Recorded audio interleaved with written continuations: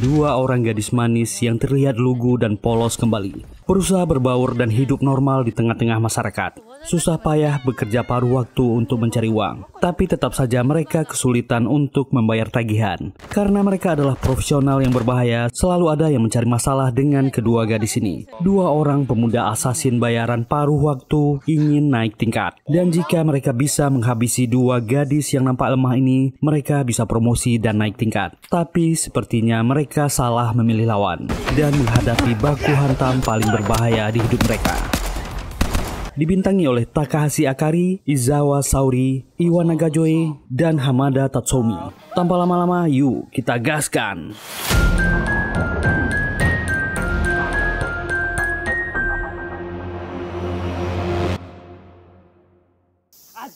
Dua orang pemuda sedang di mobil dan mendengarkan radio, bernama Makoto dan Yuri. Siapa yang sangka kedua orang ini adalah asasin terlatih yang sedang menjalankan misi. Keduanya bertengkar ketika makan. Mereka memang sudah lama bersahabat sejak kecil. Dan misi kali ini menghadapi ketua geng yang bernama Bonnie. Mereka tampak santai dan masih bercanda satu sama lain.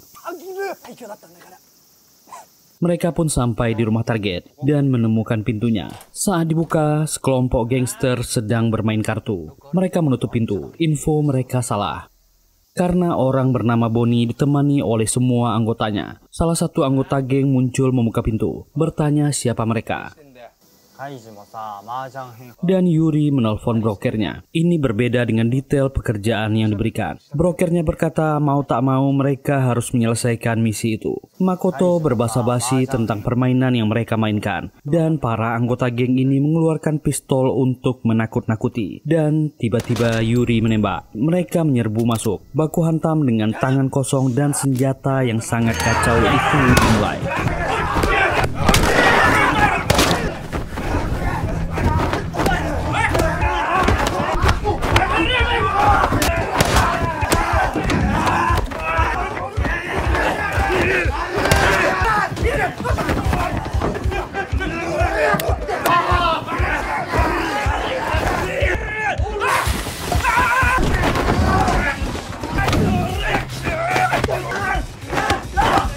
Tapi walaupun dengan susah payah, Makoto dan Yuri bisa menyelesaikan misi ini.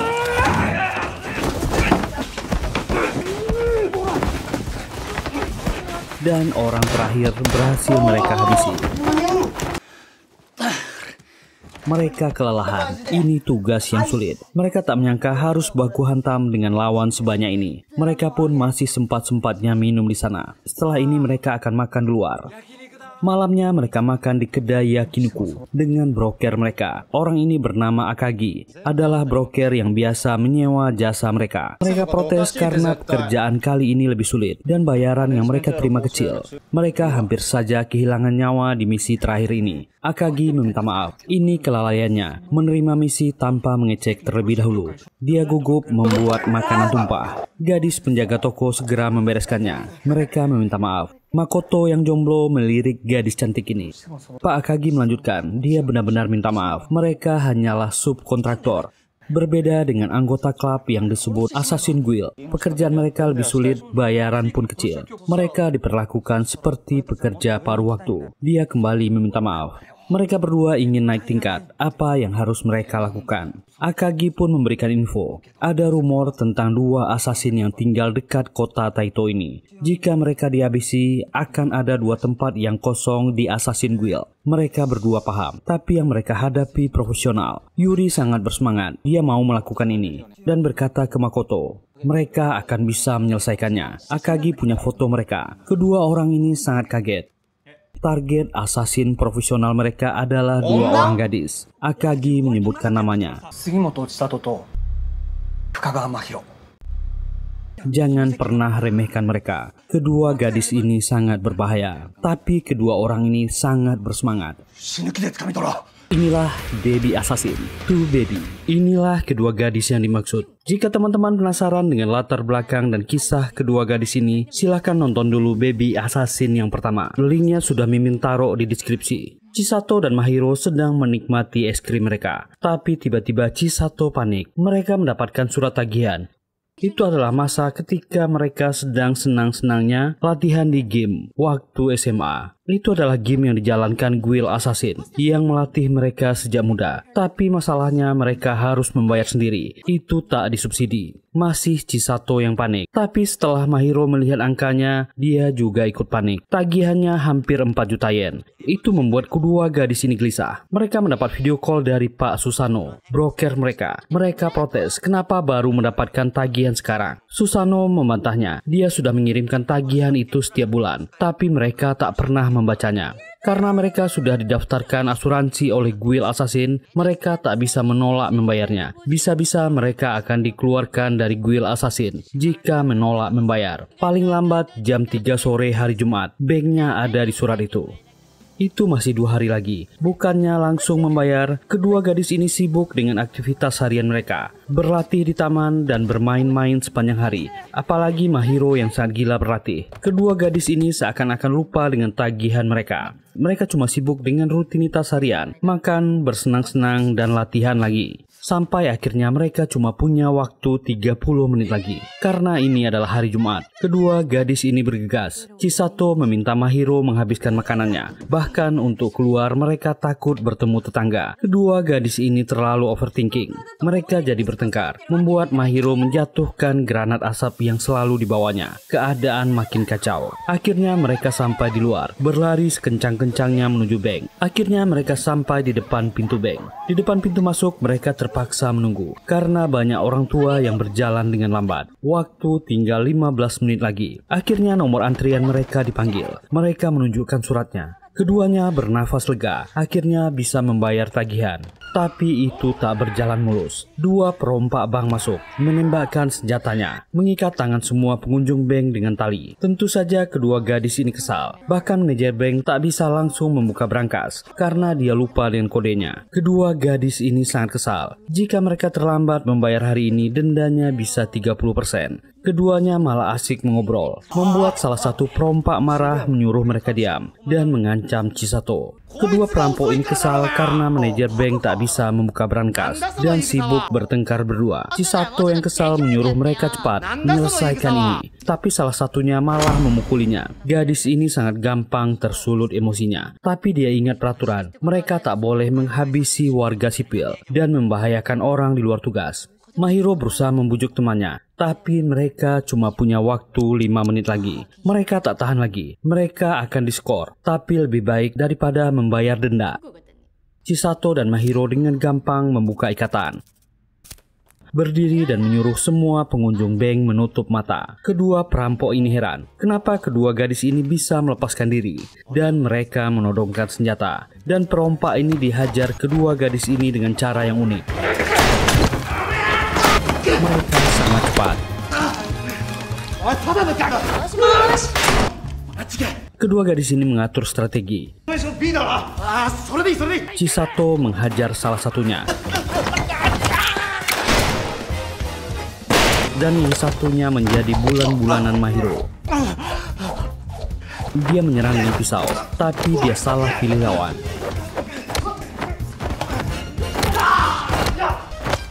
Dia pingsan, dan perampok yang satu lagi menjadi sasaran tinju mereka bertubi-tubi.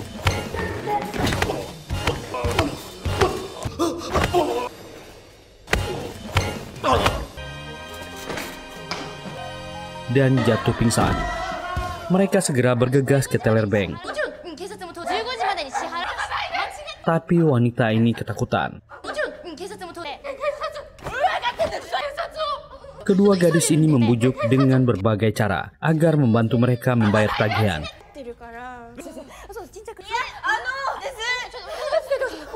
Tapi itu semakin membuat wanita teller bank ini ketakutan. Ujung-ujungnya mereka akan menyeretnya. Satpam bank langsung datang memiting mereka. Dan polisi pun datang. Jam membayar tagihan sudah lewat. Dan tentu saja Pak Susano memarahi mereka. Mereka akan didenda dan misi-misi mereka akan ditangguhkan untuk sementara waktu.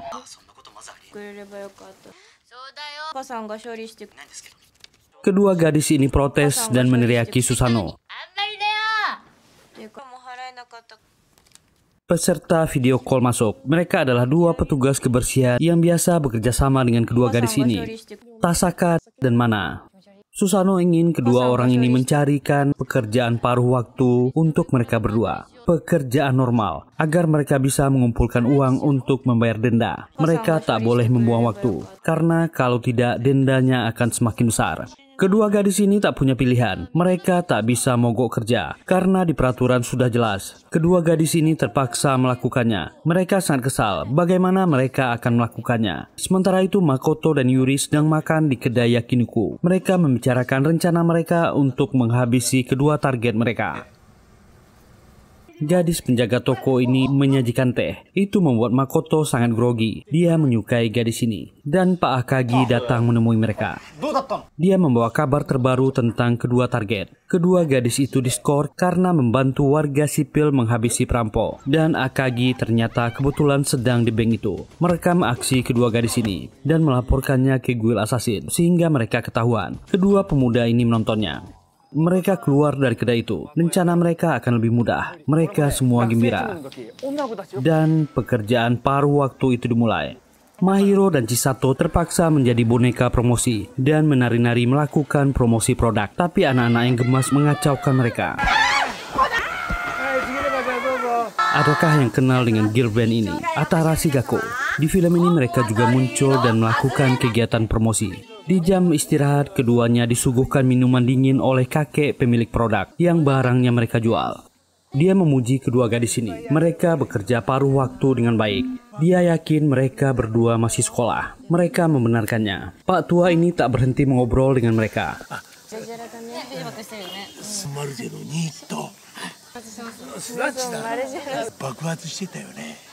Dan akhirnya mereka mendapatkan bayaran hari itu. Itu bukanlah uang yang banyak. Untuk membayar denda akan membuat mereka mengerjakan banyak pekerjaan paruh waktu.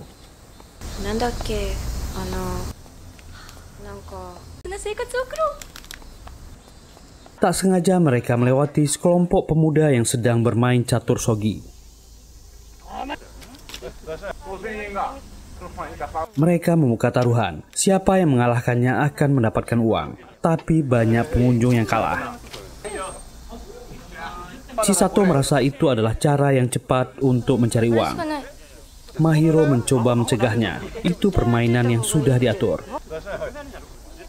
Tapi Chisato tetap ingin mencoba. Ini kesempatan bagus. Mahiro terpaksa membiarkannya. Dan Chisato mencoba bertaruh.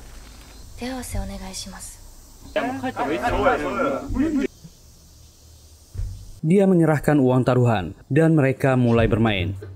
Chisato menjalankan biji caturnya. Orang-orang ini bingung. Chisato bermain sangat cepat.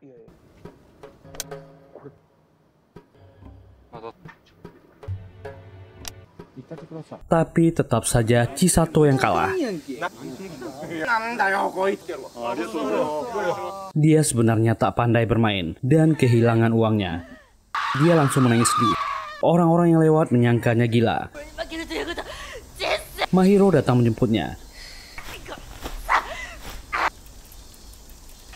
Dia sudah tahu ini akan terjadi. Chisato meminta maaf ke sahabatnya. Dia membawakan makanan. Mereka besok akan bekerja lagi. Sekarang mereka harus berhemat. Tak bisa makan sesuai selera mereka lagi. Mereka akan memakan makanan yang membosankan setiap hari.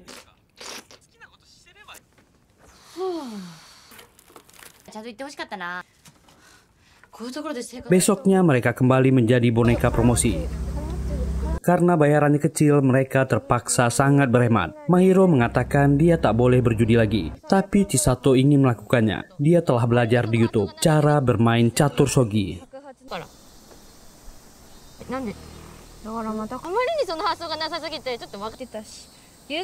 Dia akan melakukannya lagi. Kedua gadis ini bertengkar dan malah berkelahi.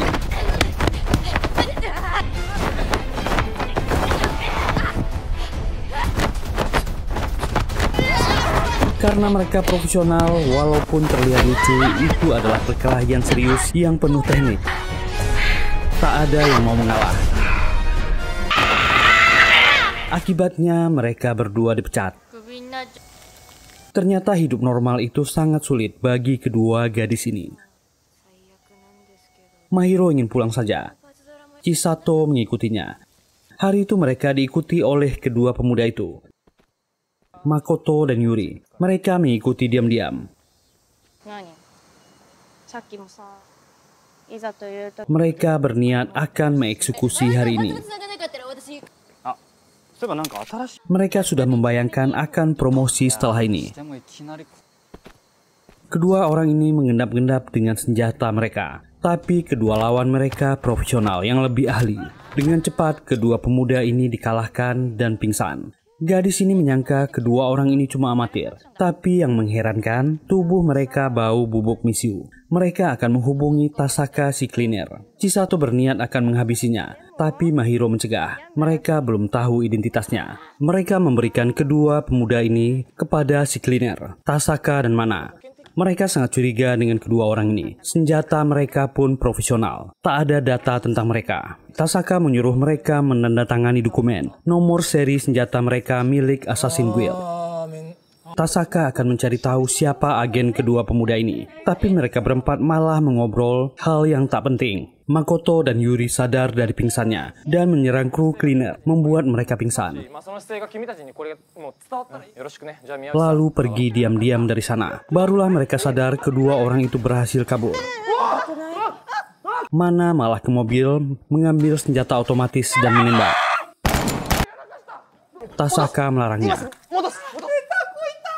Mana menyalahkan bosnya, dia terlalu lambat bekerja. Kedua gadis ini sudah siap. Tasaka terpaksa meminta tolong ke Chisato dan Yuri untuk mengejar mereka. Mana dan Tasaka juga ikut membantu.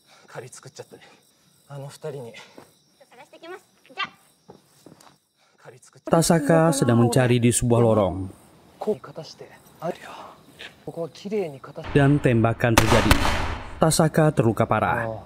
Dan Mana menemukan Tasaka yang sudah bersimbah warna merah.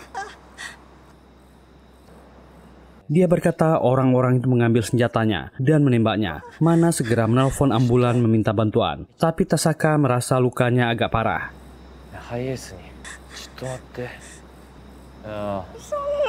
Jika dia meninggal, dia akan mewariskan usaha ini ke Mana. Mana memarahinya. Tapi Tasaka tetap memberikan buku panduan.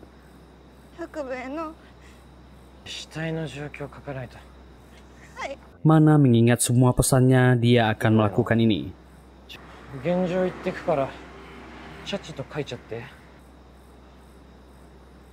Kedua gadis itu juga sampai di sana. Mereka shock melihat keadaannya.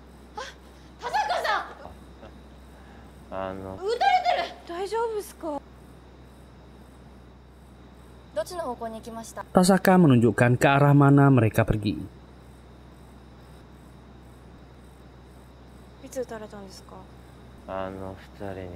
Chisato dan Mahiro segera mengejar.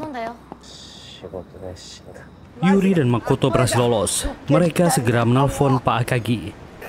Mereka gagal. Orang ini langsung cemas dan ketakutan. Tapi dia juga sudah diincar.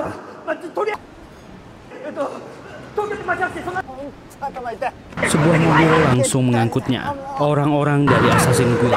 Dia sudah ketahuan menyerang sesama anggota organisasi. Yuri mendengar itu.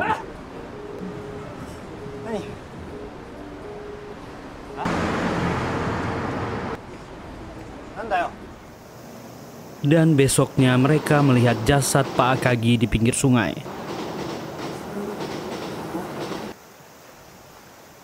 Pak Susano mengunjungi Tasaka yang tertembak. Tapi dia ternyata selamat dan keadaannya makin membaik.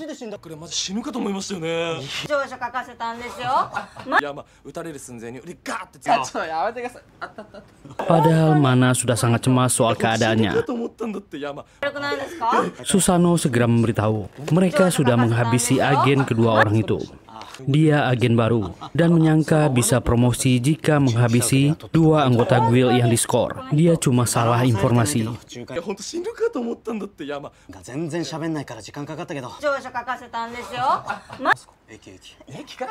Posisi Makoto dan Yuri jadi serba salah. Mereka tahu banyak orang yang akan memburu mereka.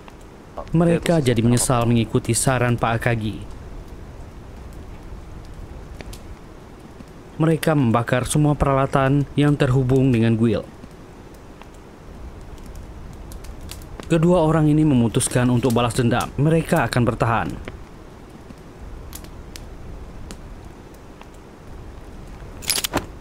Lalu makan di kedai Yakinuku seperti biasa.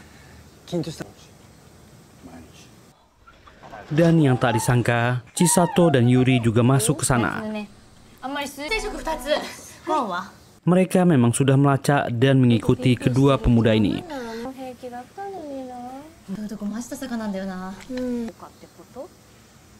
Makoto dan Yuri sadar mereka tak bisa menghindar lagi. Yuri mengeluarkan senjatanya dan akan menembak Mahiro.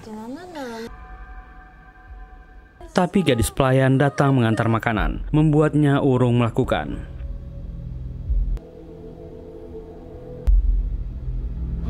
Kedua gadis ini lebih cepat. Mahiro merebut senjata mereka. Chisato menodongkan senjata apinya. Makoto nekat menembak. Chisato jatuh. Keduanya menodongkan senjata ke Chisato, membayar makanan dan lari dari sana. Tapi Mahiro sangat cepat, mengejar keluar dan menembak. Chisato sangat lega, temannya baik-baik saja. Pemilik kedai marah dan mengusir mereka. Mereka pun membayar makanan dan pergi. Kocaknya Chisato kembali ke dalam, ingin meminta kembaliannya. Kedua pemuda ini sampai di gudang pembuangan mobil bekas. Yuri ingin Makoto pergi saja. Dia akan bertahan dan mencari cara untuk menghabisi mereka. Makoto tentu menolaknya. Mereka akan berjuang untuk menang. Sekarang mereka harus bertahan hidup dulu. Ayo berjuang dan menang bersama. Yuri setuju. Mari kita lakukan. Tentu gampang bagi kedua gadis ini melacaknya. Mahiro ingin melapor ke Pak Susano. Chisato yang sudah emosi menolak. Tapi Mahiro tetap menelpon Susano. Mereka menemukan kedua orang itu. Bolehkah mereka menghabisinya? Susano melarang mereka karena dalam kondisi diskor. Chisato coba membela diri. Ini adalah kasus yang berbeda. Mereka diserang duluan. Susano pun mengadu ke Tasaka dan Mana. Mana ternyata punya usul. Dia akan menyewa kedua gadis ini untuk menghabisi orang yang menyerang Tasaka. Itu adalah pengecualian. Susano membaca peraturan. Itu benar juga. Mana sangat marah orang-orang itu menembak bosnya. Dia akan membayar kedua gadis ini dengan gajinya. Dia memarahi bosnya yang tak marah. Harusnya mereka membayar jasa ini berdua. Susano memperbolehkan mereka. Tasaka mengambil telepon. Jasa mereka akan dibayar olehnya dan pembersihannya gratis. Kejar dan habisi mereka. Tentu kedua gadis ini sangat senang. Dan perburuan itu dimulai. Kita akan melihat teknik tingkat tinggi dalam seni menembak senjata api.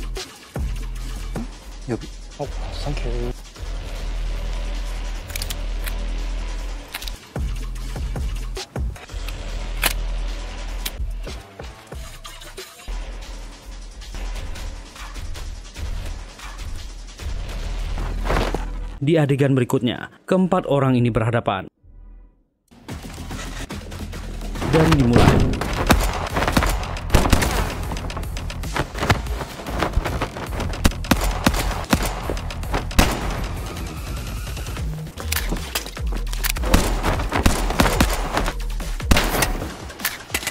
Mahiro berhadapan dengan Yuri. Mereka bersembunyi dan mengisi senjata.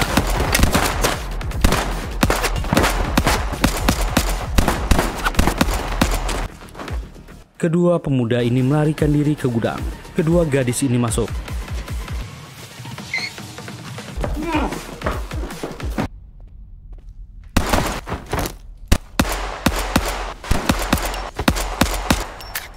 Makoto tertembak.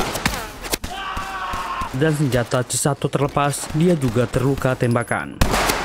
Kedua pemuda ini bersembunyi, tak menyangka kedua gadis ini sangat hebat. Kedua gadis ini juga berkomentar yang sama. Mereka tak menyangka keduanya sangat berbakat. Sayang mereka tak sabar, padahal mereka bisa saja promosi. Mereka akan menyelesaikan ini dan makan malam enak nanti pas pulang. Kedua pemuda ini sudah tak punya jalan mundur lagi. Ini satu-satunya cara untuk bertahan hidup. Mereka saling berteriak, menyemangati diri sendiri. Mahiro menyuruh Chisato percaya padanya. Dia akan menyelesaikannya dan meninggalkan Chisato yang terluka. Yuri juga maju. Sekarang waktunya bertarung dengan tangan kosong. Dan baku hantam unik ini dimulai.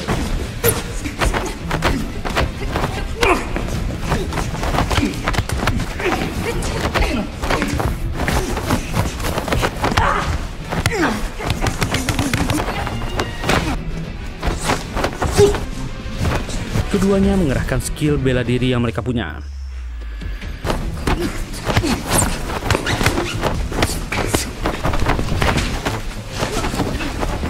Yuri berhasil melepaskan diri.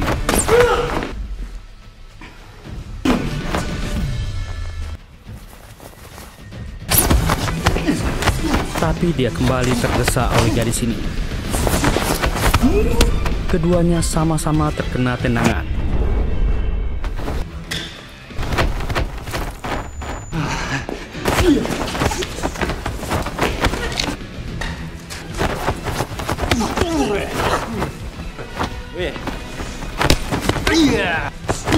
Yuri berhasil menjatuhkan Mahiro, merasa dirinya sudah menang. Dia sangat senang dan berteriak. Tapi itu salah, cuma halusinasi. Yang sebenarnya sedang terdesak dan akan dihabisi adalah dirinya sendiri.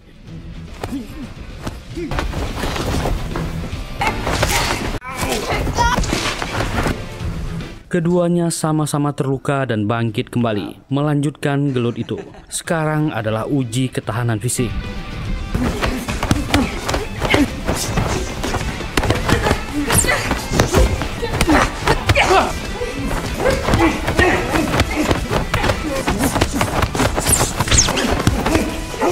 Mahiro dan Yuri sangat senang. Mereka sama-sama menemukan lawan yang hebat.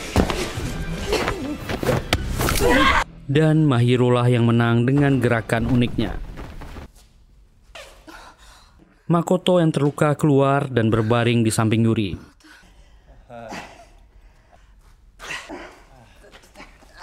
Chisato juga keluar dan mengambil senjatanya. Mereka berempat jadi mengobrol. Pertarungan ini menyenangkan. Jarang-jarang mereka mendapatkan lawan yang tangguh. Makoto menyimpan makanan kecil di sakunya dan membagikannya dengan kedua gadis ini. Jika mereka tak bertemu seperti ini, mungkin mereka bisa menjadi teman. Tapi tugas adalah tugas. Keduanya dihabisi gadis ini.